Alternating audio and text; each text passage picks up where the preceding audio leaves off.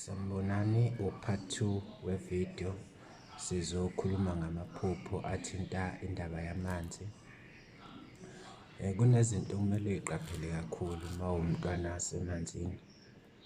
Nje izinto ey'ningi angihlali odabeni. Ngicela ucindezele i-like button, i-subscribe button, i-bell notification ukuze uma ngifaka amanye amavidiyo uzowathola. Okay, sizoqhubeka sikhuluma ngamaphupho amanzi. Ukuphupha amanzi angcolile akukuhle neze. Lokhu kusuke kuchaza ukuthi abantu bakho abadala bangcolile noma basebumnyameni, okanye kunobumnyama obuzoba khona empilweni yakho. Kungaba ukufa komuntu ekhaya noma emndenini. Omunye uthole ukuthi abantu abadala basemanzini bayamtshela ukuthi kunesifo esachitheka samfaka ithunzi empilweni yakhe, kumele agezwe, ukugoqa nje indaba. La manzi afuna inhlambuluko yokugezwa emanzini.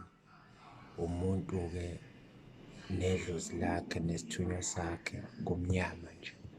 Then sikhulume ngokuphupha amanzi acwebile kuze kube ubona amatshe phansi. Leli phupho-ke lihle kakhulu, likhomba ukuthi idlozi lakho ligezekile noma lihlambulukile, nesithunywa nje sakho.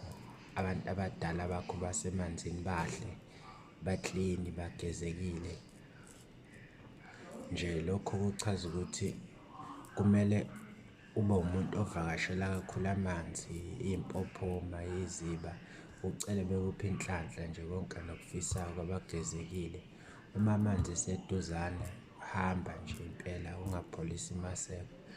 Phuthuma nje impela uyobanikelela ngemali emhlophe, uphahle, ucele nje iy'nhlanhla.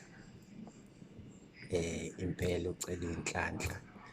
Ngizobuya ngenze enye ividiyo sengikhuluma ngolwandle, ngikhuluma ney'mpophoma nje, kodwa ngizobuya nevidiyo ngikhuluma ngokuphupha ulwandle.